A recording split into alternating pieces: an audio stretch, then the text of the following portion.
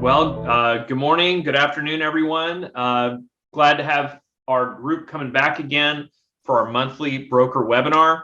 We're going to just give a few minutes to let people join in. I'm sure we've got people coming in right now, so we're definitely glad to have some time with you today to talk a little bit about growing and developing brokerages. Dean, I know you've got a group coming up that's being put together. And I think I've been watching the applications and kind of people asking information about their group. How many people have we got in our next broker group? Right now, I believe we're at 12. So numbers, just spoke to a great broker earlier, just right before this call, and she's coming on. So I think that might be 13. So we're 12 or 13 right now. And that's what we're going to highlight the program. And many of you that have been on these calls before will kind of talk about at a high level the key steps in the process of really growing a brokerage. And like Jack and I have said many times, if you've watched this, if you guys have been on our calls before, these are the foundational steps we encourage you to go through, whether you work with us or somebody else, or you do it on your own. These are the steps that you should go through when you're working to improve the efficiency, effectiveness, and the profitability of your brokerage. Yeah, this is a fundamental talk we're going to give you guys today. So it looks like we got a good group here. I think we should get started. Dean, why don't we just do quick introductions? Why don't you start and I'll go right after. Great. And also real quick, housekeeping is chat. You guys use the chat window if you want to go ahead and throw out a question during the course of the call today. But my background real quick, I'm at 30. Actually, I was thinking today I might be 33 years now. Who cares, right? After 30. So 32, 33 years in the industry. I sold houses right out of college, got a license, did that for about 8 years very successfully near the end there. And then I moved into leadership roles. I managed offices for two of the largest independent brokerages on the planet. At the time, that was Jim Weichert's Weichert Realtors, and then Long and Foster, Wes Foster's Long and Foster Company. I learned a lot in that area with those guys. Learned at Long and Foster, for example, how to recruit. I recruited 46 agents in 1 year to a 50-50 split, and then just continue to grow offices. And I ended up moving to run real estate companies, regions, and then companies at NRT under the Coldwell Banker brand. I did that the last stint for 10 years. My last role with NRT running a Coldwell Banker company was 4,000 agents on the East Coast from Georgia up through Delaware. Also include a resort rental division of 3,000 properties, had a property management company, a commercial brokerage. We did mortgage, title, warranty, and insurance. So we did a lot. And then I talked to Jack and Stefan. Loved the idea of moving in and consulting and working with brokers across North America. And so I've been running the brokerage consulting division now for the last 4+ years. We've worked with really over hundreds now, 100 plus through the fellows process of improving their brokerage, which we're going to highlight today. So that's my short background. That's great. I always learn a little bit something more about you, Dean, when you describe your history. So it's good. So just quickly, and Dean is an associate partner in T360. So he's part of the partner team and our executive management team. So he's been an invaluable asset to growing and developing T360 as a management consultancy. So my name is Jack Miller. I'm the president of T360. I came out of technology. I have a computer engineering degree and did both hardware and software engineering in the 90s. I worked for Dell. I worked for a company here in Austin that had $1 billion IPO. And I got really hooked on high growth, kind of startup, entrepreneur oriented companies. And after, I started a company with some friends of mine and we ran it for a few years. And it didn't go well. It was my first startup, and I learned a lot of painful lessons. And there's nothing like paying your own salary for a couple of years. That's school right there. You learn a lot doing that, especially in the tech industry. If things move fast. After that, a good friend of mine reached out to me and said, "Hey, I think you should check out this company. It's kind of a real estate startup sort of thing called Keller Williams. They have their franchise headquarters is here in Austin. Why don't you go talk to them?" So I ended up talking to Gary Keller and Mo Anderson and kind of entered real estate through the franchisor. And that was back when Keller Williams was not the largest brand, was not even really recognized as a national brand. It was still kind of a regional Texas, Oklahoma, kind of a southern, southwestern brand. And was with that firm for 5 years and grew it from about 10,000 agents to about 50,000 agents and opened 500 stores while I was there. So I was hooked. I said, this is great. I love this entrepreneurship. It's in the real estate industry. It combines things I love. It's got people, it's got sales, it's got technology and, all kinds of stuff happening. And so just really set in. Through my career, I've been a franchise owner. I've been a coach and a consultant. And then myself personally, I've worked with hundreds and hundreds of brokers on implementing systems really focused around growth and developing and growing their businesses. And that's where this practice or this talk comes from today. I've now been with T360. I think Dean's been here 4.5 years. This is my 8th year with the company, and joined as a technology officer for the company, and then moved to president 7 years ago. So I've been in charge of all the consulting work and all the projects that we do for years and years now. So let's hop in so that people know what's going on, and we've got a lot to cover today. So definitely taking notes is a good idea because we're going to cover a ton.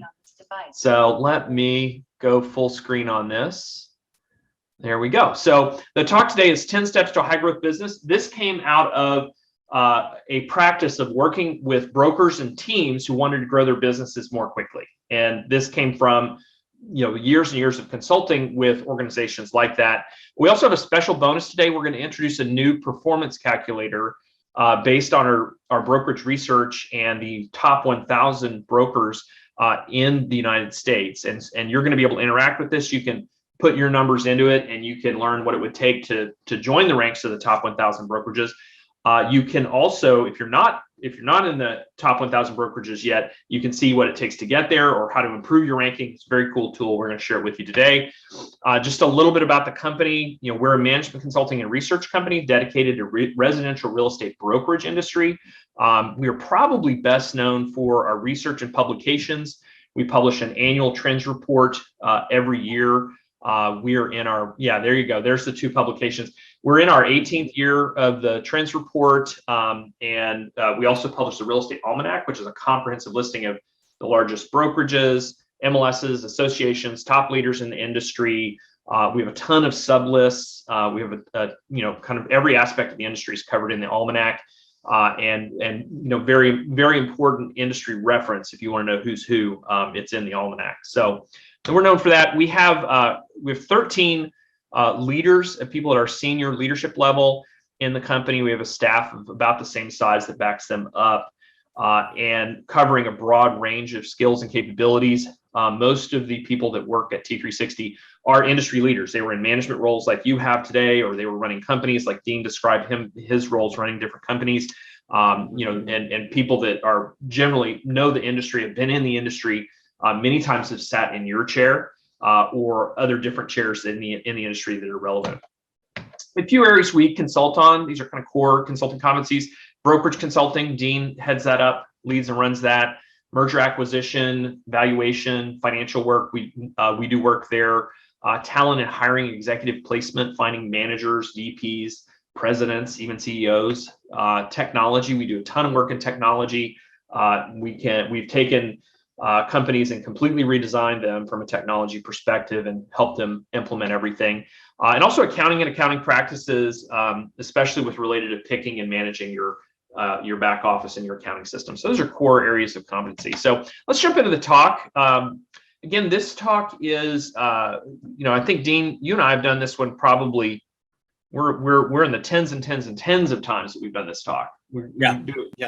Yeah, probably 5 or 6 times a year. And it's so impactful. It does, just wherever you are in your growth. I always say, kind of go like this because it's a life cycle of a brokerage from the beginning and growth, and then you have to you'll sell it at some point or hand it off through legacy to somebody else or whatever it might end up happening.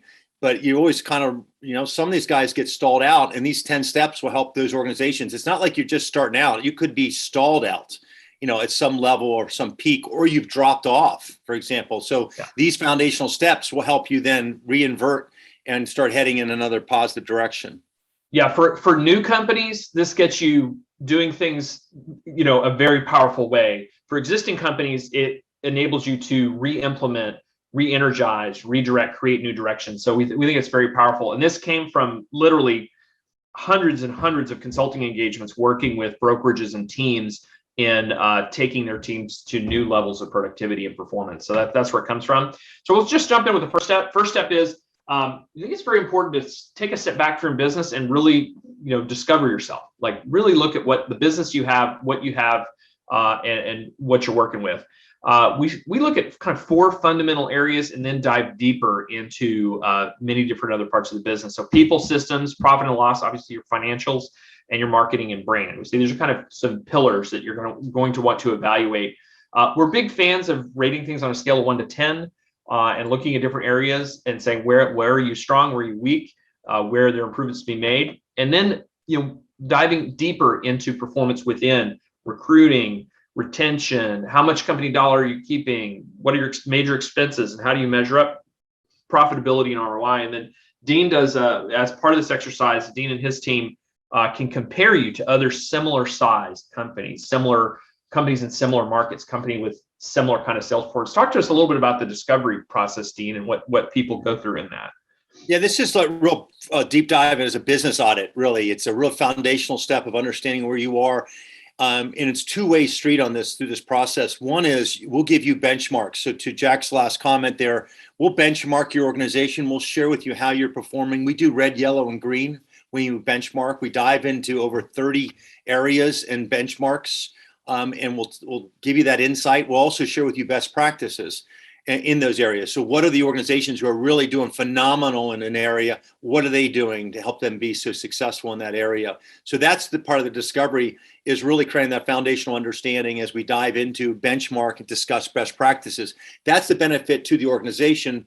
Our benefit on the flip side of that is we now know where you are as a company.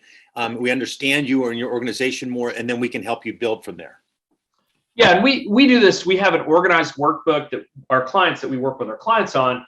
You can, of course, build your own. You can create your own and say, these are the things I'm going to look into, and let's record some numbers and metrics. And this gives you an idea of things like agent growth, staff and offices, your production, where it's coming from, income, cost of sales, overall expenses and expense categories. And so this is just a little bit of a taste of how you can break down your business. And this is just numerical analysis. You can do the same with brand. You do the same with your people, with your agents, and go area by area and say, what can I record about these? How can I benchmark myself, look at my business? And we think that this creates a baseline for making good decisions about what to work on, what's important, what's broken, what needs to be fixed, what can be improved, right? And the whole purpose of this is that kind of evaluation of your company and getting a sense of where there is work to be done, where there's opportunity. So let's jump to the second step. And so again, this is one that even if you're working with us, great. If you're not, we think this is a step you should take, which is define your outcome. And I came out of the technology world back in the 90s, and the technology world today, every technology company you talk to them, they have some sort of outcome they're trying to produce. It's very common. You talk to tech people, like, oh, we're planning on selling, or we have an exit, or we're going to do this, or we're going to do that. But it's pretty uncommon in real estate to have real estate people talk like that, where they say, it's a business. It's my lifestyle. I sell real estate, or I have realtors and they work for me and they work for my company. But it's very powerful to say, this is where I want to get to. This is the outcome I want to create. And it doesn't have to be an exit. It can be a lot of different things. So these are things like, what is your intent? Where do you want to be? Where are you going? What kind of a goal is it? Is it financial? Dean mentioned earlier, said maybe it's legacy. Maybe you want to have somebody take over your company. Maybe it's your children or other team members, and say, hey, I'm going to step back and you guys are going to run the company now. And then breaking it down into what are the milestones along the way, what are the projects you need to do, what are the challenges you need to overcome. So talk to us a little bit about that strategic intent process, Dean, of defining the outcome. Yeah, it's one of the things, it's all the different people we've worked with, everyone has their different outcome in their mind.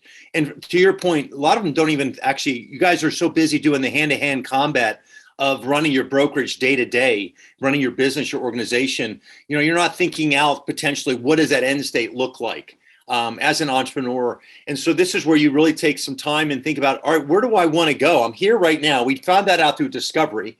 Here's where I want to be in 10 years, 7 years, when I turn 50, when I turn 60, when I end up wanting to leave this to my son or my daughter, or whatever the situation might be.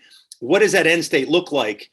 And what is it in form of financials, production, units, valuation? If you're going to sell it, things like that. So you create that end picture. You understand where you are today through the discovery, and that's the roadmap. And then we break that into, you want to do is break that into milestones, and each one of those milestones should have roughly 3 projects in each milestone, max of 5. Really don't want to go less than 3. Statistics show organizations that have 0 priorities and over 10 accomplish the same thing. So the sweet spot's really 3 to 5. Yeah, we help you identify, because Dean and I and the rest of the team, we've worked with hundreds of companies that have moved from like, oh, we're a startup company, or we're a mid-sized brokerage. We want to get bigger. We want to open new offices. We want to grow. We've seen the story play out. Like, what are the things that you need to do along that way? And then can apply that into your situation and say, okay, in your situation where you're trying to get to, you're going to need to, hire these people. You're going to need to revamp your technology. You're going to need to maybe simplify your commission structure so that you can more easily scale it and move into other markets. So there's a story to that. And then what we recommend you do is break it into pieces. And we do that via our strategic intent worksheet. We say, here's where I'm going. Here are the major milestones, the things that I'm going to have to get through along the way. Like, I'll know I've made it when I've accomplished certain milestones. And then these are the projects that I need to do. These are the things that are right in front of me that I need to apply my staff to or myself to. Gary asked a great question. He said, how does this process apply to transactional brokerages, ones that are 100% or run off a transaction fee? We really, the model we teach is the actual business model of the company is irrelevant, because that's just how you make money. And we've had, companies that are desk fee based, 100% based, transaction fee based, traditional graduated structure based, cap based companies, all of those things. Those are just different ways of getting to company dollar. Those are all ways of saying, here's how our company runs to get to a amount of money that we run the company on, and then here's the services we provide and how we do it. So those are just, there's a lot of variety in real estate. So what we have is a very fundamental process for approaching that, rather than one that's specific to any particular business model. So I hope that helps, Gary. And Dean, any comments on that?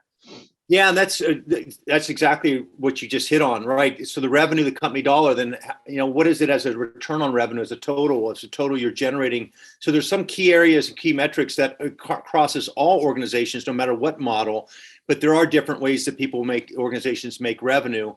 And so that's something we take all that into account. We'll benchmark you with others in that space and discuss that. We'll also talk best practices of organizations that are in that run that model and things like that. So there's some insight that you'll get no matter what model, no matter how you're driving your revenue.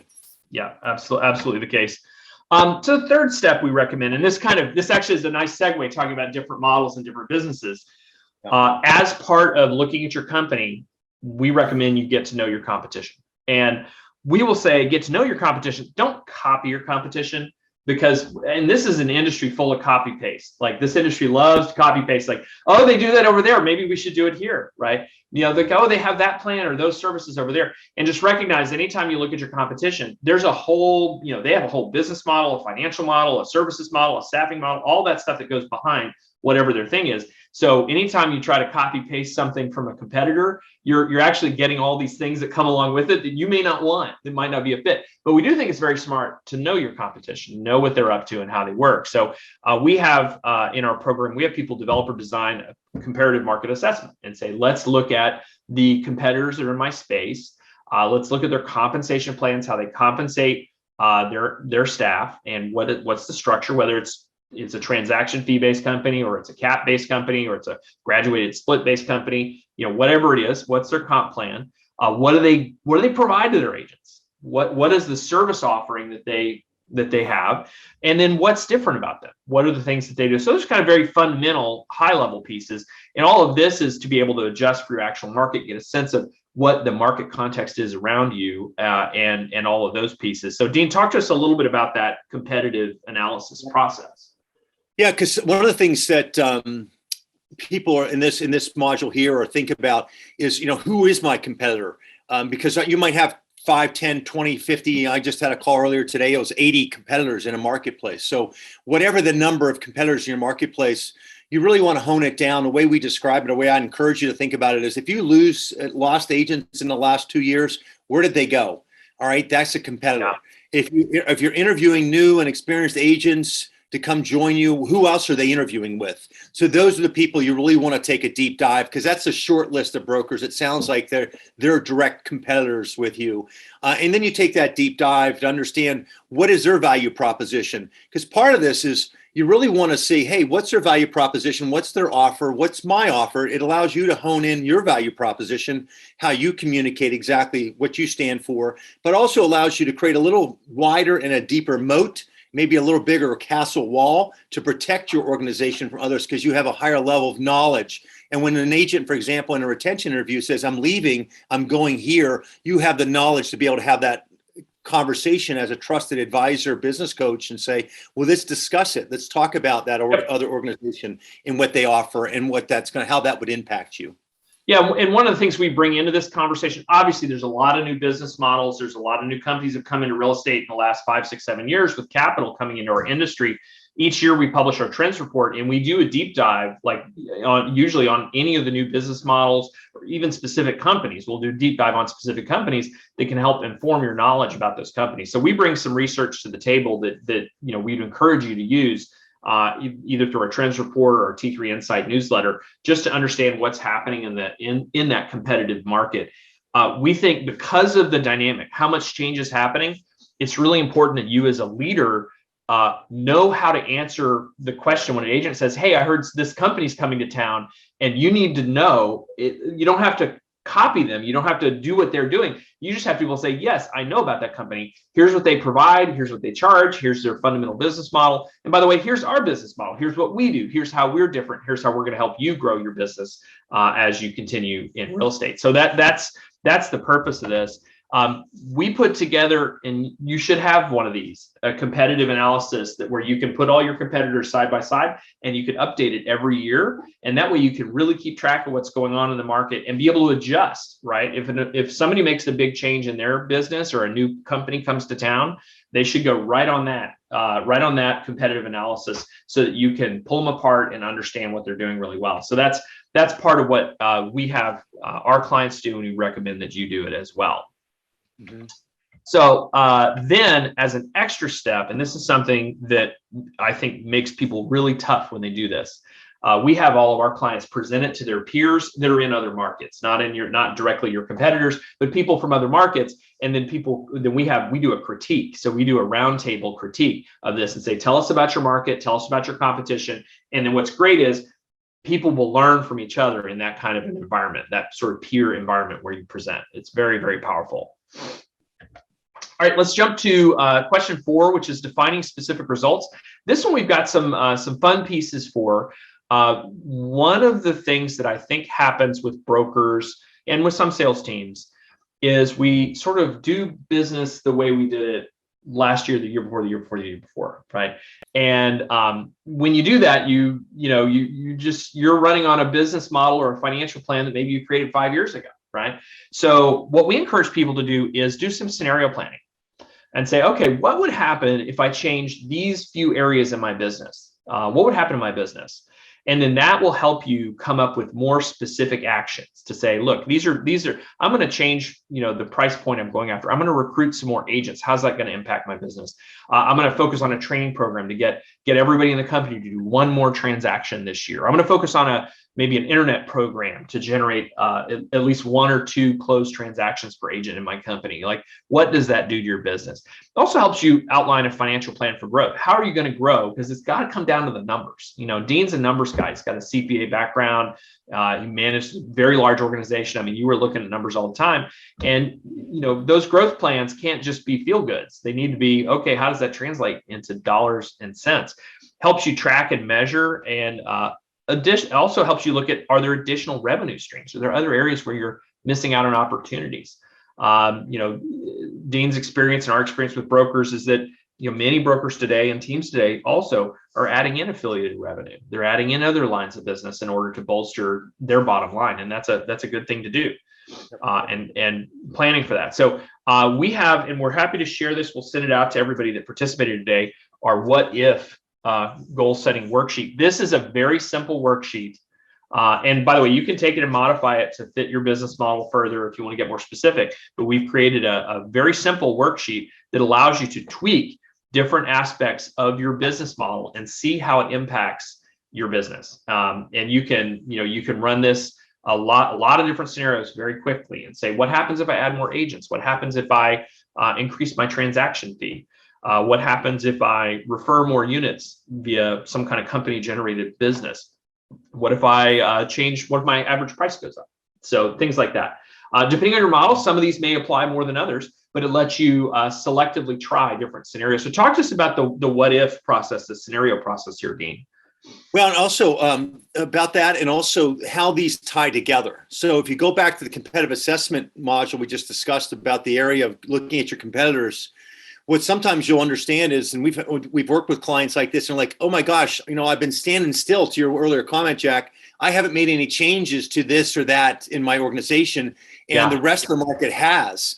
And so I'm at this point now. So if I did make a change, or and I just use an example, say a transaction fee, and I want to, and these other competitors now are charging, or they increase their fees, and you've stayed the same for a number of years. And you look at, okay, what would be the impact if I end up making that an increase, or I increased it, whatever, what would that impact be? It just allows you, we're mostly almost all visual learners. So when you see things in front of you and you go through that process, it helps you then say and formulate that gusto to work through it. Because if you make any change in running a real estate brokerage, you're going to have some pushback.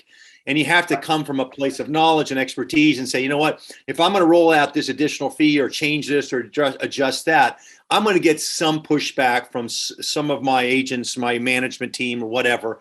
And then you start formulating discussion topics and things like that, where you can have a conversation and you can discuss it and you can reinforce your position and why you're doing this. This really goes very strongly with the competitive analysis. And this is one where if you start analyzing your competitors every year, and you start looking at your fee structure and your services structure every year, you can tighten up in terms of your delivery, and you can make more money because you're better in tune with what's going on in the market. You don't let things just sit, and you can tie things in such a way where you're making changes based on the market around you, and your agents are not then coming to you and complaining about things or doing things. You're staying ahead of it. You're saying, I'm going to stay on top of this, and I'm going to make adjustments proactively to make your business work better. So all this is to get to producing these specific annual goals where you say, these are changes I'm going to make. That's going to tie into your strategic intent and your plan. So it's a very powerful. We did have a question here from Dave. Question. Yep. Yeah, let's hit that. Do you see a common mistakes brokers while doing goal setting? Dean, I think you've got a great mistake on recruiting that so tell us, what are the common mistakes you see people make? My first response when I read that, Dave, thanks for the question, is I think a lot of brokers, again, going back, you get into the day-to-day running your business and the hand-to-hand combat piece. I think some brokers are frozen where they don't adjust. They're not aware of the latest changes with their competitors in the landscape. And so they kind of sit tight because they're fearful. It's really fear that drives them in saying, I don't want to really adjust. So I think that's part of it. And the other part is that sometimes they make knee-jerk reactions. And it's like closing your eyes and throwing a dart at a dartboard in a dark room. Your eyes are closed. You have no idea, and you're trying to hit the bullseye. So you're going blind into some of these decisions, where what we're talking about through these exercises is really becoming an illuminating. Where are you? What's going on in your market? Get closer to that dartboard. Take it right up and jam it right into that bullseye, so you have more knowledge when you're making executive leadership decisions. I'm curious where you're going to go on the recruiting side. Yeah, so on the recruiting one, the one that we talk about, we have another talk that you do, Dean, on recruiting. And I think the mistake you mentioned there that I think is very common is not taking into account your kind of natural churn of agents, that you're going to lose a few agents every year. And I think, if you're not growing, you're getting smaller because of that. And I think that it's an undercount. People go, oh, I'm going to recruit 10 more agents. Well, keep in mind, you're going to lose 3 of them. You're going to lose 3 people at the size of your company. You're probably going to have some turnover. That's probably one of the biggest mistakes I think we run into with brokers, is that they don't look at what their actual net agent gain is going to be. So that's a big one. But there's a lot. I mean, I think we've kind of seen it all in the discovery process that we talked about right up front. That's where we can a lot of times find stuff that's like, oh, well, this is a problem that we need to fix and avoid those continuing to make mistakes in the business. And there's a question from Jen. We're going to send out that tool to you after. So you'll get this in recording. Everybody that's on this, everybody signs up to watch this. We'll get that. We'll get the tool, and we'll also be sending out the calculator. Okay. Yeah. So, and I wanted to show you guys also, we have this is our new tool that we just created and have just released, which is a tool to help you determine how to move into the top 1,000 brokerages in the US. So every year we publish a list of all of the top 1,000 brokers based on production in the US. It's inclusive. It's like we reach out, we do a ton of research, and we have companies come to us and say, how do I get on that list? I want to be one of the top 1,000. Now, keep in mind, the top 1,000 brokerages in the US do about half of all production in the United States. So these are, if you're on that top 1,000 list, you have a brokerage that is doing substantial production. So we just published this. If you go to, there's a bit.ly URL there, bit.ly/T3-1000. Now I'm going to hop out and just show you guys a quick little demo here. So what you can do is you can just enter your company name, say how many agents you have, say how many how much sales volume you have, and then how many sides you're doing annually, and then it will calculate. We're still in the keynote, Jack. If it's gonna, we're still in the keynote up on the screen. Let me pull up the full screen here. We'll switch over to my Chrome app. There we go. So here you can put in your numbers, and I'll take one step back and show you that since we missed it. So here you can just put in your numbers. So name a company. I have 100 agents. I'm doing 350. Let's say 350 and sales volume, and I'm doing 1,000 sides a year, and it'll show you, well, here's where you were ranked if you qualify to be ranked, and then you can use a slider just to slide and see where that's going to get you to on the rankings. So here I can say, well, if I recruited a net of 20 agents into my company, I could move up to 854. So A, you can use it to figure out how to get on the list from wherever you are, and B, if you're on the list, you can figure out how to increase your rankings on the list.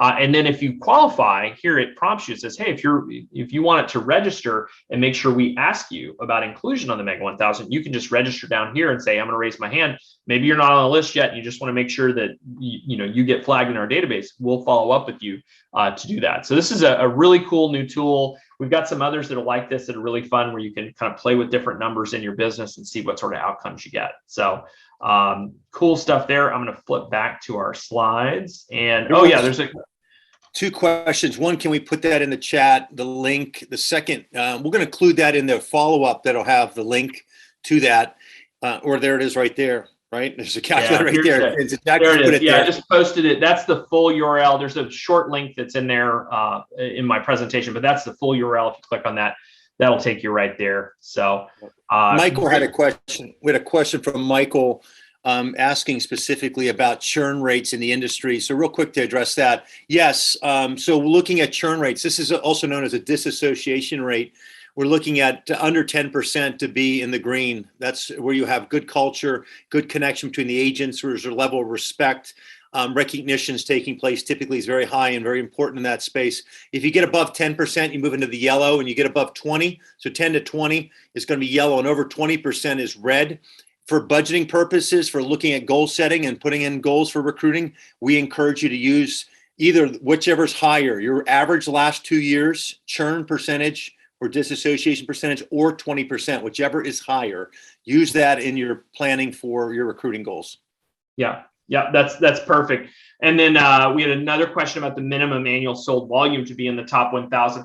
It's about I think it's 345 million in sales volume. It's right around that number. Now, obviously, it changes every year because you are competing with the other top 1,000 brokerages. And if everybody sells a little bit more each year, which is what happened last year, everybody sold a little bit more, then the qualification number kind of goes up and up and up. So it may be 345,000 based on all full year 2021. 2022, it's probably going to be higher based on what we're seeing, because as you guys are out there and working in your brokerages, you can see the sales prices are going up. So it's probably going to go up. But I would target, if I were targeting right now to break into the Mega 1000 for next year, I would be targeting probably 375 in order to break in ish. If you go north of 400, I'm pretty sure you'll get there. So that's where I'd target. But this little planning tool will help you plan for that and say, how many agents at my current average production would I need to add in net add in order to break into the list? It'll tell you that answer. So very, very cool, useful tool. All right, let's talk about this. One's a fun one. This is about speaking to the uniqueness of your brokerage and getting better at talking about it and at marketing what you do differently and better. So we have everybody examine their marketing, look through their materials, but it starts with crafting your unique pitch. What's different about what you do? How do you guys stand out? What's exceptional? How do you tell your story? What do you talk about? What are the things that you do really well? How does that impact your agents? How does it impact their customers? Looking at your marketing and brand, does it fit? We've had a number of companies that'll come to us and they were kind of stuck at a certain level. And the reason they were stuck at a certain level was they had a really great company, but they just weren't really marketing it and their brand didn't make sense. Like they needed to shift. They needed to do something different in order to break through the minds of the agents they wanted to recruit and potentially the consumers that would work with those agents. And so a shift in marketing and brand. We use a fun concept, which is union archetypes, which is, and I'll talk about that in a second, in order to help people kind of recenter on, well, what is your company about? Like, what is the personality of your company? How does your company act in the marketplace? Like, what is it, who does it remind you of? So Dean, you want to talk a little bit about the unique pitch and the brand exercise we do with people? Yeah, this is the Jungian archetypes. Say that 10 times fast, right? Carl Jung's research. And I love it. This is phenomenal. You'll have so much fun with this and get so much insight, not only into your own business and the voice that you want to have as an entity. And realize this, when you position yourself as your voice, whatever that voice is going to be, and I use that term for the archetype, it's not that you're going to alienate people at all. You're not. You're actually going to, there's an unconscious connection that we all have as human beings to every one of these. The problem most brokers have is they jump all over the place. Their voice, like one day they'll be the gesture brand, for example, and that's right around the 7 o'clock mark on this chart right here. So the gesture brand. And that's you see that Geico, Liberty Mutual, a lot of insurance companies kind of position themselves in there, but you don't see Geico, for example, doing a gesture ad and then being a sage like the Wall Street Journal and saying, hey, listen, we know we're insurance. They don't jump around like that. They consistently have their voice coming out and their messaging coming out. And the challenge that brokers, they're just jumping around. They haven't really positioned, all right, and thought about and strategically thought about. And this is one of the things about these 10 steps. It's not that you haven't thought about this. It's really just, it's spending more time and effort and strategizing in this key area of your business just to move your business up one more rung in that ladder as toward efficiency and how you're going to communicate. Or maybe some of you guys will go up 4 or 5 rungs in a ladder because you're really not in that area. In this section here, this will really help you get a voice. And this is also one of the things we actually encourage you bring this down to your agent level. Mm-hmm. Let them have fun with this. There's an online free quiz that we go over. They can get a sense of what archetype they are. And then you can communicate to you as a leader. Here's as an organization. Here's who we are. Here's our voice. That doesn't mean you don't have a voice. You can be something unique and different, but this is our voice as an organization. Yeah, it's really good. And then we have everybody audit all your brand and marketing materials and look at everything. And again, this is another one where sometimes you've created materials like marketing materials in brokerage and in teams grows by accretion. We add. And we encourage you to have some discipline around going and looking at all these materials and looking at how things are positioned and say, does this still fit my company? Does this still make sense when I talk to a recruit or when an agent uses our materials? Does it all fit? And we recommend grading things, put them on a scale. We use a lot of 1 to 10 in our organization, and we don't publish anything that's less than a 7. If it's not at least a 7, we keep working on it until it gets to a 7. And then, decide which ones are most important for you to work after. So this is a very powerful process. A lot of companies come out of this unit and with a very clear idea of what they want to change about their marketing and brand and have already done some work on it in terms of thinking about it. Right. So let's jump into recruits and knowing your recruits. So at this point, just to sum up, we've looked at ourselves. We've done a business audit and discovery. We've looked at our strategic intent, where we want to go, and really thought deeply about it. We've defined our competitors and have analyzed them and said, here's what the competitors look like. We have also said, this is from a financial perspective. These are things that we may want to change in our business. And then we've kind of put a wrapper around it and said, this is what our brand's about. This is what our company's about. Now we know how to talk about it a little bit better. We know what to focus on in marketing and recruiting.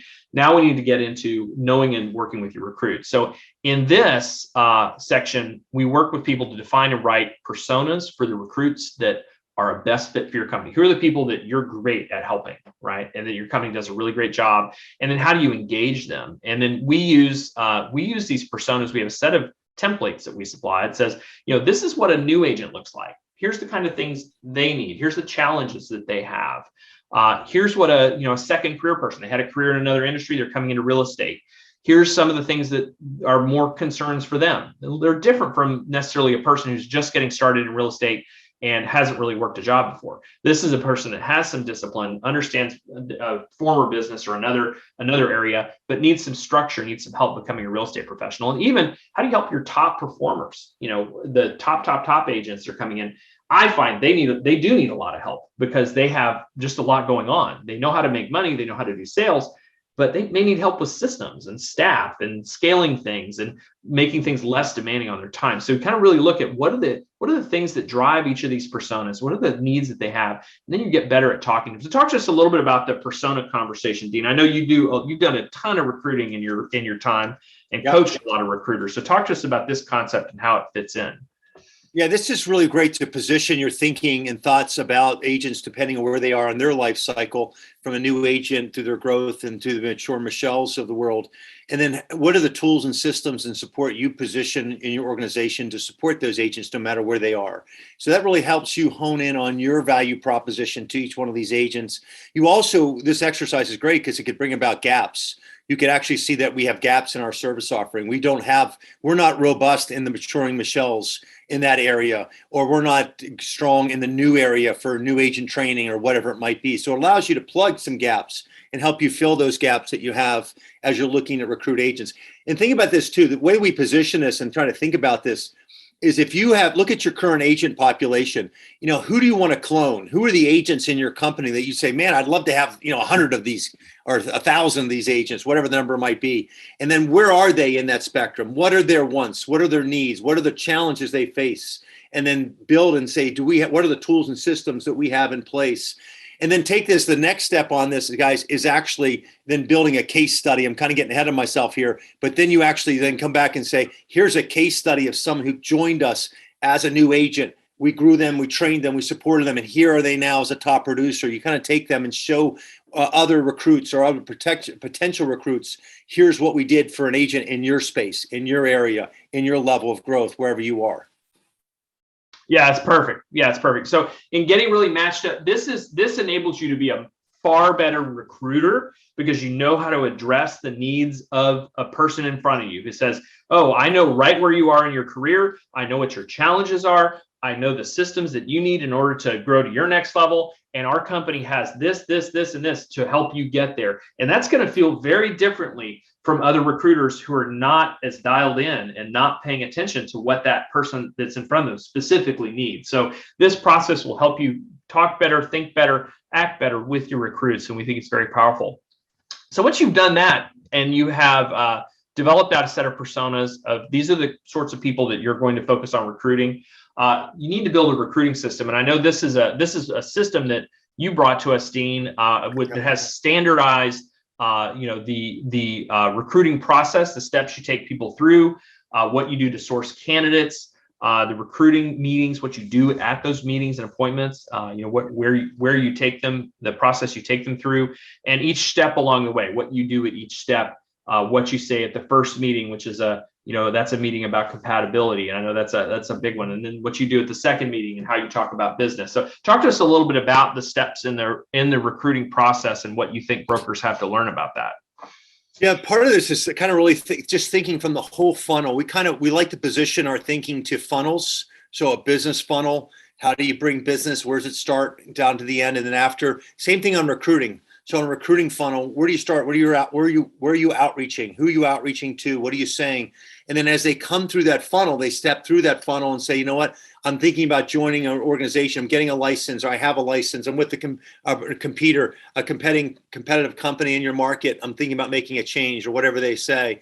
Then what do you say? I mean, and this is what I personally worked with a consultant, and looking back in hindsight, it was such an incredible thing for me in my career, because I learned how to put that funnel together and what to say, when to say it, how to ask, how to convey value, how to actually be able to ask questions and pull information out of candidates so I could ascertain what their needs are, what their why was, things along those lines, so that we could connect on a personal level, but also on a business level, to help support and show them that I was and we were the place to be for them to join. And we go through that whole process through this. That's what I shared earlier. 46 recruits in a year to a 50-50 split was my first. After working with that consultant, it just took off. It enabled me to grow the business, grow the office, grow the profits dramatically. It was a multiplier that took place in it all. And this is one of the most critical stages. One of the things we'll dive into. There's really 6 key areas of running a brokerage, key areas that you guys can spend time and energy on. There's a lot of rabbit holes that you could run down and keep running, and you're not going to get much traction. You're not going to get much benefit from. So really there's 6 areas. This is the number one area: recruiting. And so you have to be extremely efficient and proficient at it. And so this is one thing that we go through in depth. We walk through it. We provide the whole interview compatibility meeting, first face-to-face, second face-to-face. What do you say? How do you say it? How do you dialogue it? All the way to and including the onboarding process. Yeah, and if you were ever a listing agent, this is just like being a listing agent. You just know what to do at every step of the process. Oh, the client's here. I'm going to go from here to here. I'm going to go from here to here. I'm going to handle their objections. I'm going to do the pieces, and then we're going to bring them on. So that's all that. And we have a whole set of scripts and templates, and here's exactly what you do so you can make your recruiting systematic. Or if you have managers that report to you, help them get systematic so that they're just going to be able to really knock it out of the park here. So we're pretty close. We're 47 minutes in. We've got 3 more steps. We're going to move fast so we can let people know a little bit more about next steps here. So we recommend that brokers implement a sphere marketing program. This is something that can really be powerful for your business. A sphere marketing program is something that allows you to create business value for your agents via marketing their sphere. If you ask most experienced agents what's the number one thing they could do that would bring them more money, and usually the ones that are insightful about their own business will say, if I did a better job of staying in touch with the people that already know, like, and trust me and would do business with me again, or would refer business to me, that would probably be their most powerful source of business. You can help them with that as a broker, as a team leader, in terms of taking that load off of them, so they're not having to think about how they're not doing a great job there. So, and we've worked with a lot of brokers to do this. The other great thing is you can dial it up or down based on cost, based on the agent level financial participation. We have some brokers that do a really great, year-round direct mail program, and it has a dollar figure attached to it. The agents pay for that, and then the broker just organizes and makes sure that it happens. We have others that use tools. We have others that focus on digital tools or email marketing or newsletters or things like that. A lot of different ways to do it, and you can really size it to fit your budget and the stage of your business. So we think it's very powerful. We've got some examples of companies that have done this and have done a really nice job of it. And lots of different ways to think outside of materials you send. What about events, especially now that we're coming out of the COVID pandemic? How can we have a return to events? I just last night attended my first, we just hosted a little mixer and got people together. I haven't done this in 3 years, and it was amazing. And I think it cost our company like $100. It was really, we just got together. We had about 40 people show up. It was terrific. So there's lots to be done. People want to be out. They want to be doing things again in the community. And we help you with a plan for how to get started on that. What are the steps in planning it? What are the steps in executing it? How do you budget for it? All that kind of thing. We think it's very powerful. So Dean, any comments on sphere marketing? This is with the organizations that we work with, the most sticky organizations, meaning the retention is excellent. They retain their agents. is they have typically have a very strong marketing support program, like a Sphere marketing program like this. So that's just one observation I'll share with you. Seems to many probably as very basic to put a Sphere program in place, but to Jack's point, if you can put some support in that area and help move this along, you don't have to pay for it. You can actually pay for it maybe through hours and time and energy. But once you systemize it and streamline it and get people involved, you can differentiate that. You can actually put the cost out to the agent population. But just by doing that work and helping create that energy, they're going to love it. They're going to love you for it, and they're going to stay with you because of that. And that's what a lot of brokers are not doing, will not do, because of the work involved in putting a plan, something like this together. And we know this is not as easy as it looks. It requires some support and structure, and agents struggle with it. Why would agents spend hundreds and hundreds of dollars to talk to strangers on the internet if this was really working? And it's because they haven't been able to make this work for themselves, and that they need the support of a business leader to make it happen for them. So ninth step, and we'll talk about this one in the 10th really quickly. The ninth step is you've got to hire great people, having a plan for bringing people in. Every business owner we've worked with, as they've grown, you will outgrow your existing staff, or you'll need more staff. You need more executives, you need more managers. It's actually why we started a whole division dedicated to this called T3 Talent.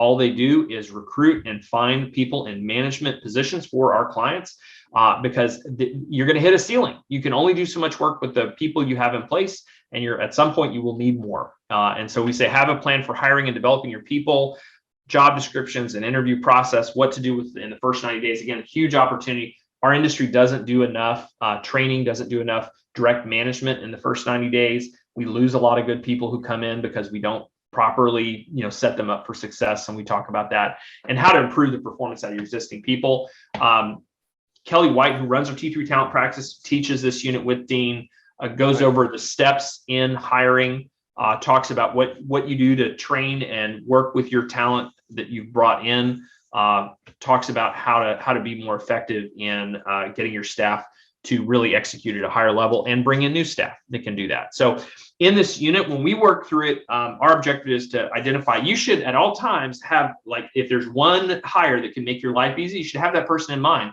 and have a job description for them and have a concept of them and say, you know what, my life would get much easier if I had an operations manager, or if I had a person that could take over all the broker questions that are coming to me right now, or if I had a better, like, I need a CFO. I've been working with a bookkeeper, but I'm not getting the things that I need out of them, or I need a sales manager. I need a person to help our agents be more productive. So having that person in mind, that is the goal here.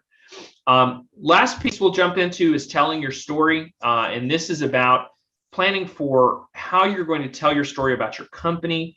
I think those of us that have come out of sales or have sold, selling real estate, I think we're really quite good at marketing our services and marketing our listings, but the industry does not teach people how to market their company, how to market their brokerage company, and what they need to do there. So this is looking at things like awards and recognition for your company, how to keep those top of mind, so you're really going for those things, how to use your company's stats, your actual market performance, to talk about the company, to empower your agents to talk about the company in their listing presentations and any of their sales presentations. Say, here's things that our company does really well, and how to manage public relations and media, which, unless you came from a communications background, that's usually new work for brokers. They say, I don't know what to do with PR. Do I hire a PR firm? Do I have somebody internally do it? Do I do it? How does that happen? So we think this is important for you to tell your story, and these are some of the tools that you use to do that. Whether it's things like awards, things like statistics, or creating videos, testimonial videos, client testimonials, agent testimonials, kind of how to present that. So we've got some really fun material there, but we think that and this is a step you revisit every year. What's on your PR plan for 2022? What's on your plan for marketing the company this year? So really great stuff there. And with that, we've got a few minutes where we can talk a little bit about, maybe you've gotten to this point and you said, well, that's great, Jack. How do I actually execute this? How do I execute this? If I wanted to do these 10 steps, you could have just taken a ton of notes. You can come back to our webinar. We do this a few times a year, and you can come to, by the way, next month, we're doing one on Sphere marketing. So we've got a great one on Sphere marketing. If you want to learn all about that, we're going to teach on that next month. So you can do that. And if that's where you are, that's great. Or you could go faster and you could get some help, and we'd love to help you. As Dean said earlier, we've got about 12 companies that are coming into our group that's starting just now, called the T3 Fellows Program. So this program is a 12-month executive MBA style program where you work on your business while you're in the program. Our mission for this is we want to empower and produce leaders who can fulfill their business vision. This is where you want to go. We're going to give you tools and material and consulting and a network of people to help you get it done. So lots and lots of things. The way this program works is we meet every month. We cover one of these 10 steps in a module, and then we give you all the materials to go and get it done. The first 3 months of the program is a lot of one-on-one work. We go in depth in your business. We help you really think about your strategic intent. You know, we look at your financials. We look at all your aspects of your business. And then we have you mastermind the other 7 months. We have you mastermind with your peers that are in your same group in non-competing markets. Your competitors are not in the room. We screen for geography, so you're not competing with anybody that's in your group. And then you learn from those other people in the group as you proceed through the program. We are now moving back to in-person retreats. So we're going to have 2 annual retreats where we get everybody together.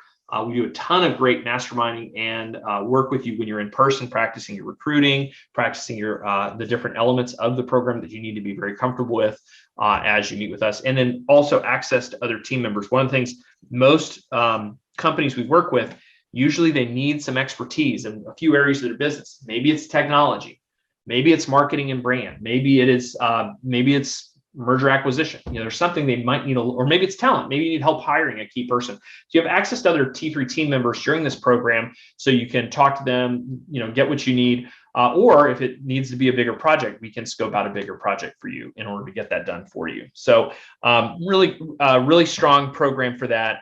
We're looking for companies that are committed to growth. This is not something we don't want 100 companies in here that aren't really committed. We really like a small group of ambitious business owners that want to go to their next level. That's what works. And you know, we don't want anybody that's a tourist. And that you need to have stable sales and revenue. You need to be ready to invest in your business, because we're going to focus on all the areas of your business. And so you're going to need to have, know that you're financially okay, things are good. And now that you're making an investment in growth in developing your business, because this is a working on your business program that we're going to be talking about. Dean, any comments on requirements or the program itself or the structure of it? And then I've got a few other closing comments for folks. Yeah, I just recommend, I think we did a good overview of this whole process in the Fellows program, Jack. And so I would say to everybody, if you have interest or want to reach out to me directly to have a conversation about your company, see if this program is something you might want to go into, it's dean@t360.com. Chris put up the website, the t3fellows.com website. That'll lay out the whole program, the 10 steps that we just went over with you. It also has a bunch of videos of past participants, past and current clients of ours, because many of them continue to have us work with them, continue to be part of their executive leadership team that we do in our roles as consultants. So I'd encourage you, if you have some interest and want to, kick the tires, and never worked with a consultant before and want to see what it's like, want to have a conversation, get a sense of what that will look like, reach out, look forward to scheduling a 30-minute call. We can talk about your company, current challenges, and then see about talking more about the program, see if it's the right fit for you. Yeah, so those are our next steps. There's an application process. Go fill out an application if you're interested. If you think you might be interested in the program, I recommend you fill it out.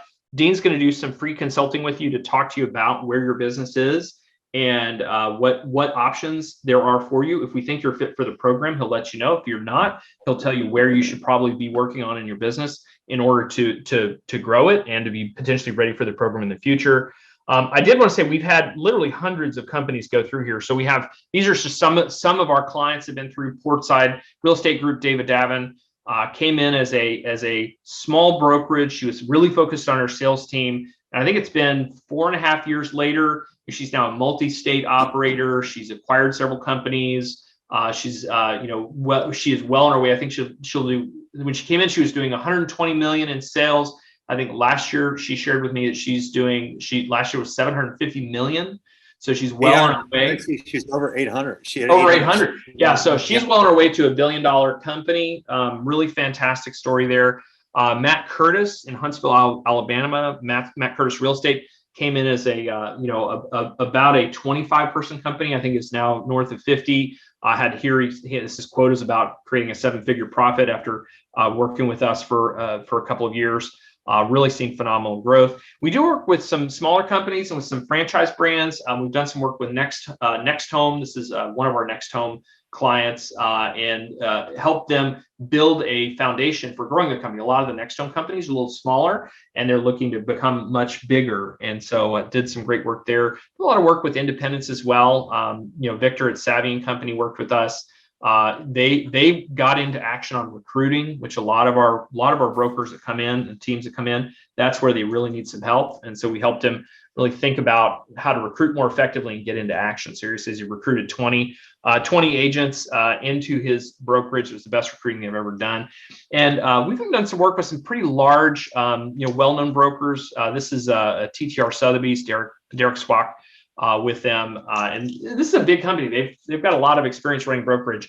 And so even the larger companies are getting a ton of benefit out of this. We've had multi-billion dollar companies go through this program and use it to restructure, train their managers, level up their game, get ahead of the curve. So that's we think a great benefit. So again, if you are interested in finding out if the program is a good fit for you, or you just want to have a conversation with Dean, who is really, really smart about brokerage, go fill out an application, and let's get in touch. Let's see if we can help you. And if you're not ready or it's not the right time, no problem. We're going to be meeting again next month. Love to have you back on our webinar on sphere marketing and talking about sphere marketing for brokers. It'll be a little bit deeper dive on one of the units. Dean, any closing words? We're right at the end of the hour. Yeah, we're at the top of the hour. I got to jump. And I just appreciate everybody and their time as you're working on your brokerage. If we could be helped, just reach out. We've given you a couple angles to where you can get some help from us. And I look forward to meeting some of you. Hopefully you'll reach out and look forward to talking to you. Great. All right, everybody have a great week. Thanks. Talk to you later. See you next month. Bye now.